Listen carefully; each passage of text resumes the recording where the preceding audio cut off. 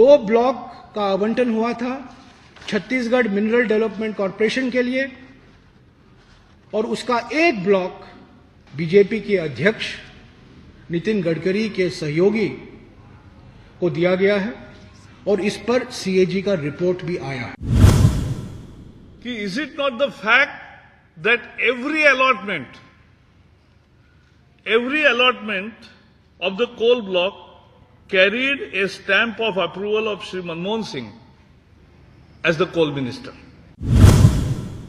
Discuss the matter in Parliament, you will be left nowhere because the facts will be out in the public domain and the people will know that your allegations is nothing but a tissue of lies. Well, as the political parties focus on mudslinging, let's just focus on the facts here. And Srinivasan Jain has this exclusive really on the crores that have been made in Colgate of just one company and one family. Srinivasan, what do you have?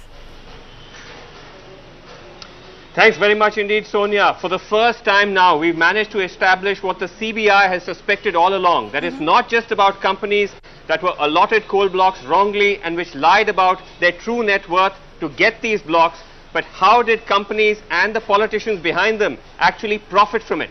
And that is clear from the case of JAS Infra, one company which got a coal block in Odisha in 2008. This is a company set up by the Nagpur-based Jaiswal Group along with the Darda family, the powerful political family of Maharashtra, which controls the Lokmat media empire. Now here is where things get interesting.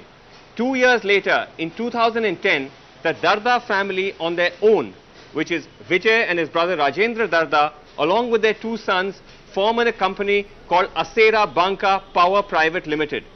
This company acquires 6 crore shares or 10% of JAS Infra. They acquire these shares at only 10 rupees each. This is a company, remember, that has been formed overnight. It has virtually no assets, no economic activity of any kind. Subsequently, what happens is even more fascinating. This company goes on to sell 10% of its stake for 8,885 rupees a share. Right. Now, if this figure seems unlikely, we actually have the proof of this. And if the camera can zoom in, these are documents, these are Asera Banka's own submission before the Ministry of Company Affairs website, and you can see the figure there. Paid up capital of 10 rupee equity shares being sold at 8,885 rupees each. They sold 1,80,000 rupees of these shares and made 113 crores. Now, this is a company which Vijay Darda on his own website as a member of parliament has said that he has 74% stake in. This company, therefore, has gone from being virtually with no assets, other than the fact that they own 7% of JAS Infra, a company with a coal block, has now ended up with 113 crores in its bank account. The Dardas claim that these are legitimate ways of raising money in order to acquire that stake. But the question to ask them is that if they wanted to raise 60 crores, that's the cost of the 7% stake they bought in JAS Infra, what about the balance 40 crores they've made? And what about the fact that they now have a company of which they own 90%, which has sold shares at 8,888 crore rupees? That makes their valuation a 1,000 crore company. What is even more disturbing is that the BJP has said that this is a form of a kickback. Let me just quickly complete. They have said that this is a form of a kickback because who have they sold these shares to? And that's where, Sonia, things get even more mysterious. I'll just get the camera to zoom in again. These shares have been bought at an absolutely inflated premium by a number of companies based in Calcutta. Turnkey Infrastructure, Accord Tracon, Rang Barshi Projects, Recon Infrastructures, all at a number of common addresses in Calcutta. When Monadeepa Banerjee from NDTV went there, she found no evidence of any of these companies, suggesting that these are shell and front companies. For whom?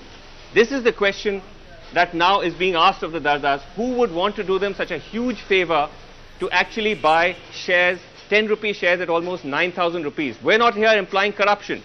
We're just showing you how coal blocks can be monetized by those who may have influenced their allocation without even doing a single amount of work on those blocks. JAS Infra has actually been slapped with a show cause notice because they've not done any work on that block. The BJP is alleging corruption. We're not saying that at this stage.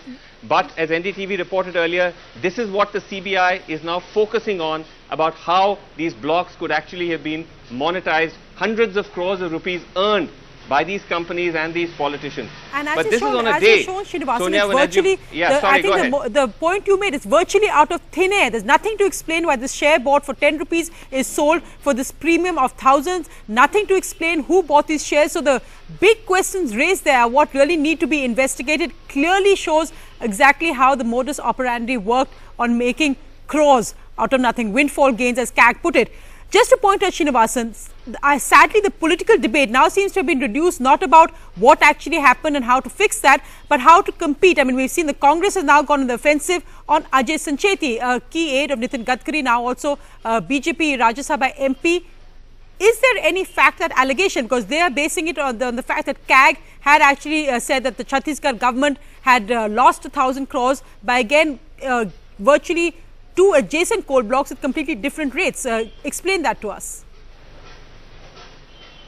Well, in the case of Ajay Sancheti, it's a slightly different situation. Yes. Ajay Sancheti did not directly receive a coal block allocation, but his company, SMS Infrastructure, who also say that they're into the area of mine developing, they were allotted a coal block by the Chhattisgarh government. The Chhattisgarh government acquires this coal block for its own public sector unit, but instead of developing itself, it outsourced it to Ajay Sancheti's firm. Now, technically, there's nothing wrong with this. But what the CAG has pointed out, and this is now what the Congress is raising, is that was the bidding process for Ajay Sancheti to get this block above board, or was he in fact the only bidder for this block, in which case the state government has incurred this loss of almost 1,000 crores.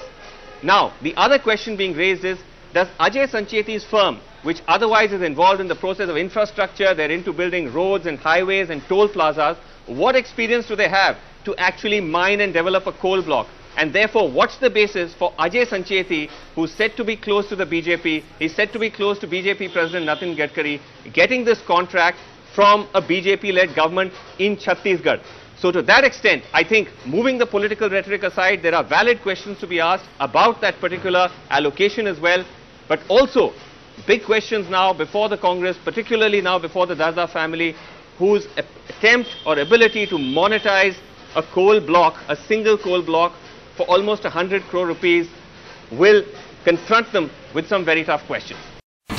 India's #1 news app just got even better. Download NDTV's new app. Fully optimized for retina display. Full screen view. Faster response time. And Sudoku. NDTV's new iPad app. Download now.